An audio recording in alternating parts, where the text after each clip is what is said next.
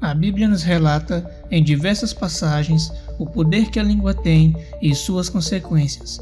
Podemos ver em diversas passagens o poder que há em uma única palavra, e é por isso que você deve evitar xingar ou falar palavrões em sua casa. Eu sou seu irmão Vitor Santos e seja bem-vindo ao meu canal. Então eu disse, haja luz. Em Tiago 3, versículos 5 ao 6, a Bíblia vai dizer que a língua é um pequeno órgão do corpo, mas se vangloria de grandes coisas. Vede como grandes bosques um pequeno fogo incendeia. Aqui nesse versículo, a palavra está falando sobre como um pequeno membro do corpo, que é a nossa língua, pode gerar uma grande discórdia entre os irmãos. Acredito que, em algum momento, você se deparou cheio de problemas e má conversas que alguém falou de você, sendo que tudo isso foi gerado por uma pequena palavra que alguém falou a seu respeito. Através de uma pessoa pode surgir uma grande fofoca ou má conversa a seu respeito. Como a Bíblia diz em Tiago 3, versículo 5, que um grande bosque é incendiado por uma pequena faísca. A Bíblia também diz em Tiago 3, versículo 12, que o ser humano é capaz de dominar todos os animais, todas as criaturas, e tem dominado os animais selvagens, os pássaros, os animais que se arrastam pelo chão e os peixes, mas ninguém ainda foi capaz de dominar a língua. Ela é má, cheia de veneno mortal, e ninguém a pode controlar. Às vezes, sem querer, acabamos falando palavras que acabam nos prejudicando ou prejudicando o nosso próximo. No versículo 4 do Salmo 57, Davi nos diz que a língua dos seus inimigos são como espadas afiadas. Isso ocorre porque tem palavras que falamos que podem ferir alguém ou até mesmo matá-las.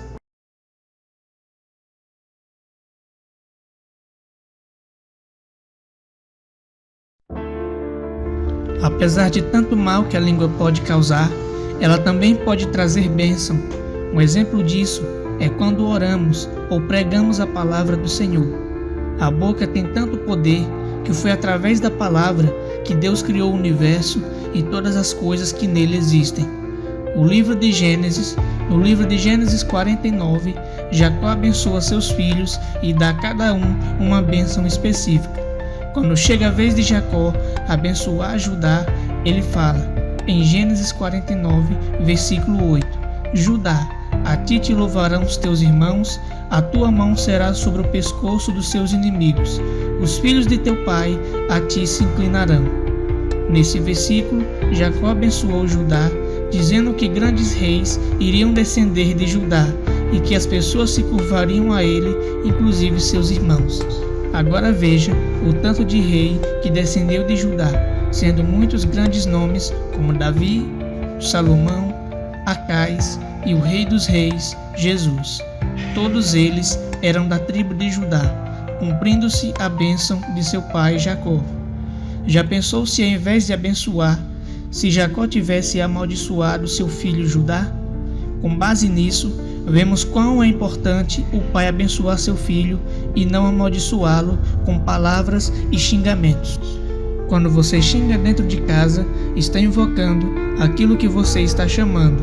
Assim como, quando alguém chama seu nome, você responde, ou quando você clama a Deus, ele responde. O inimigo também vai em direção daqueles que o invocam.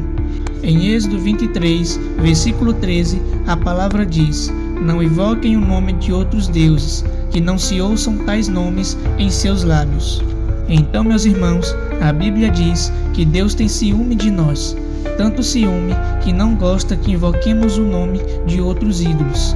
Esse versículo nos dá a mensagem o quanto é errado a gente xingar.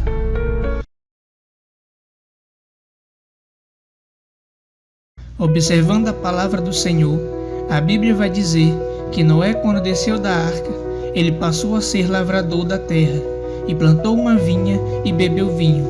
Embebedou-se e ficou nu no meio da sua tenda, e viu Cã a nudez do seu pai, e contou a ambos seus irmãos do lado de fora.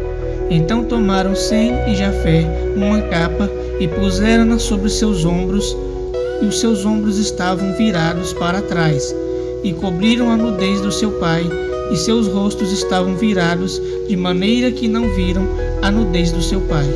E despertou Noé da sua embriaguez, e soube o que o seu filho mais novo lhe fizera, e disse: Maldito seja Canaã, servo do servo seja aos teus irmãos. Nesse versículo vemos que Noé amaldiçoou seu filho Cã, após ele ter visto a sua nudez. E o versículo diz: Maldito seja Canaã, pois Noé não amaldiçoou somente Cã, mas toda a sua descendência. Agora veja como a descendência de Cã ficou amaldiçoada, sendo que um dos seus descendentes foi Nimrod, onde a Bíblia diz, em Gênesis 10, versículo 9, que esse foi grande caçador, e Nimrod foi o homem responsável pela criação da Torre de Babel, aquela mesma torre citada em Gênesis 11, cujo Senhor a destruiu. A Bíblia também diz que foi através de Cã que surgiram os filisteus e os cananeus, o mesmo povo que foi grande rival de Israel durante muitos anos. E de Cã descendeu também os Jebuseu, os Amorreu, os Girgazeu, os Aveu, os Arqueu e os Sineu, e também aos Arvadeu, os Emareu e aos Amateu. Esfolheando a Bíblia, você vai ver que muitos desses povos foram inimigos de Deus e daqueles que ele escolhia. Como em 2 Samuel 21, no versículo 15 ao 22, da batalha de Davi contra os filisteus, ou aquele famoso gigante que Davi matou, que era um filisteu. Então, meus irmãos, vemos o poder que a palavra tem, pois através dessa maldição que Noé lançou em seu filho Cã, surgiram todos esses povos idólatras e inimigos de Deus. E a Bíblia também vai dizer que a cidade de Sodoma e Gomorra foi criada por descendentes de Cã. Podemos ver também o poder da palavra na história de Isaac e de seu filho Jacó. A palavra do Senhor diz que quando Isaac estava velho e os seus olhos não enxergavam mais, ele chamou seu filho primogênito para lhe abençoar e morrer. Então Rebeca, escutando o que Isaac falava, às escondidas com seu filho Esaú, foi até seu filho Jacó e chamou-lhe, e pediu para Jacó preparar um guisado saboroso, da maneira que seu pai gostava, e levar até seu pai. E Rebeca percebeu que seu filho Esaú era mais peludo, enquanto Jacó era mais sem pelos. Então por isso, Rebeca vestiu Jacó com as roupas peludas de Esaú e mandou-lhe até seu pai.